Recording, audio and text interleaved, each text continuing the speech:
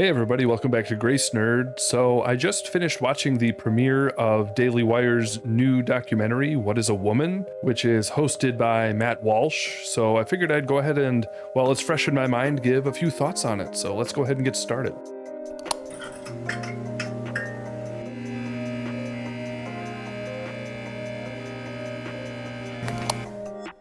So if you're new to the channel, make sure that you subscribe if you like cultural commentary from a Christian worldview, or simple talk about the Christian life, or talk about Christian theology. And make sure you leave a like if you enjoyed the video. Or if you discovered the podcast in audio form, make sure that you go ahead and subscribe wherever you found it. So in this documentary, Matt Walsh basically headfirst dives into the world of transgender ideology, and he really asks the big questions, I would say, but it's done in a pretty simple and understandable way. So I will say right off the bat that I definitely enjoyed the documentary. I think it was effective. I think it got to the most important issues. So basically the way that the documentary is laid out is that he starts by asking questions to experts in the sort of field of transgenderism and in the world where they help minors transition from male to female or female to male. And he really just always tries to bring the discussions around to the question, what is a woman? And the surprising thing is that this is actually,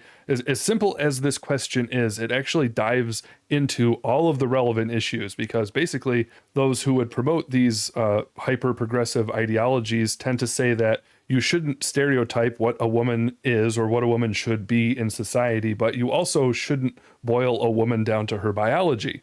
And so if a person who is a progressive answers the question, what is a woman, with something biological, then they are what you would call a nasty, biological determinist.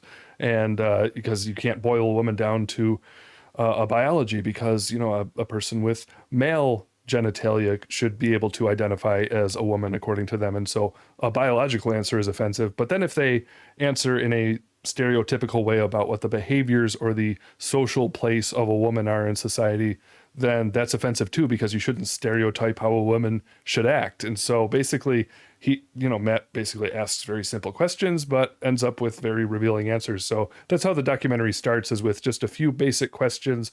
And, Matt Walsh can be a bit of a troll. And so I was kind of braced for him to be unnecessarily inflammatory, which I think he maybe has been in the past in ways that have been unhelpful. But I think he was surprisingly restrained toward the beginning of this documentary, and he actually was pretty respectful and really made no statements in these interviews. He just asked questions. It was really, I think, pretty well handled. And so after that portion of the documentary, they dive into who some skeptics are, and they get some people who begin to give sort of some counterpoints to the transgender movement. And then after this, Matt Walsh actually goes to Africa and he interviews a Maasai tribe, and they give some very, traditional answers about what men and women are. I remember when Matt Walsh was reacting to a reaction to his trailer for this movie, there was a trans activist was reacting to the trailer and was, of course, getting very offended and calling a lot of the points of the trailer stupid. But then that activist was surprisingly silent when there was a portion in the trailer with this Maasai tribe, and it was pretty revealing. You can sort of speculate as to why that might be. Obviously, people who are very progressive would never want to be considered racist, and so they don't want to insult this tribe, but deep down you have to wonder, they probably think people in these Maasai tribes are just sort of backwards and old-fashioned in their thinking, and they'll come around eventually, but they're not going to say that because that would sound racist, of course. And so it was a obviously very strategic move on Matt Walsh's part to include that in the documentary, and I think it's pretty effective. And then after this, the documentary moves on to actually show interviews with people who are actually victims of this ideology, and to talk about the experimental nature of a lot of transgenderism and a lot of the medical procedures that are being pushed. And there's some pretty moving interviews in there, I would say, that are definitely worth watching, and probably also one of the more effective parts of the documentary. Around, I think, this portion of the documentary, they also talk a little bit about some of the ideological origins of transgenderism, and they talk about Kinsey and Money, I believe are the last names of the people who originally pushed some of these quote unquote progressive ideas about sexuality in a much earlier form. I was much more familiar with Kinsey than I was with Money, but a lot of that information I think is pretty helpful. That's where I think some of the documentary went a slightly different direction than I thought it would. I've been watching actually a lot of James Lindsay's content. If you ever have watched any content on the New Discourses podcast it's on YouTube. It's also on other podcast platforms, but there's a lot of interesting content there. What he tends to do when he dives into the ideologies of progressive movements is he connects it to the more Marxist academic origins. And I expected some of that, but there really wasn't much talk of Marxism. And maybe the reason for that is that James Lindsay tends to talk about Marxism sometimes with direct connections, but sometimes more in terms of its ideological parallels to what happens today, when there isn't necessarily as direct of a connection. Although I think that he has outlined some pretty direct connections that this documentary does not outline.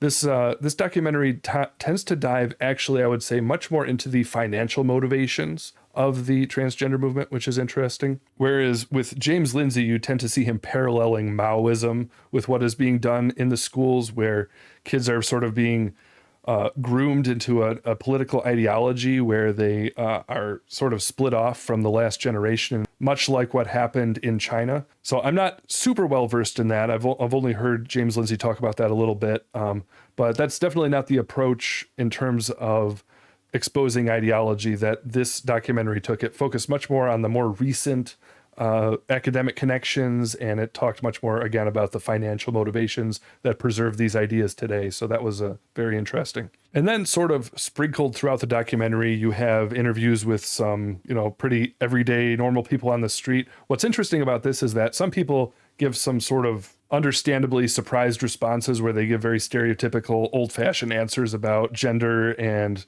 sex and the stereotypes of men and women, but to a surprising extent, there really is a real exposure of how widespread these newer ideas about sex and gender are. And a lot of people really, even average people on the street, were unwilling to answer what is a woman because they saw sort of the dilemma that puts them in that I mentioned at the beginning. So again, in summary, I would say this is definitely a really helpful and important documentary. I definitely recommend it. Give it a thumbs up. That being said, Daily Wire has put this behind their paywall, and a lot of people might not like that, but I would say that personally, I have really bought into, I think, the vision I think Daily Wire has expressed. Culturally, they're really trying to have an alternative option when it comes to entertainment, not just as a political news outlet, but also in terms of entertainment for adults and for kids in the future. And so they're sort of crossing that line now where they have enough subscribers that they want to begin to motivate new subscribers by having more compelling content behind that paywall, because they want to really become a competitor in the entertainment space. So this is one of the first steps they're taking in that direction, where you really do have to become a member to watch the documentary. Maybe you're not quite willing to do that yet, which is understandable, but I would recommend it. You can do it monthly or yearly. But anyways, yeah, those are my thoughts for now. If you've watched the documentary and you had some thoughts on it, definitely comment below. And again, if you enjoyed this video, make sure that you leave a like. And if you're new to the channel, then go ahead and subscribe. Or if you're, again, listening in audio form, then make sure that you subscribe on whatever platform you discover the podcast on. And again, on YouTube, if you hit that notification bell, then you'll know when new uploads happen, or when perhaps live streams happen in the future. We haven't done that yet, but who knows? Maybe it'll come whenever we have enough subscribers. So again, my name's Eric, this is Grace Nerd, and we'll see you around in the next one. Talk to you later.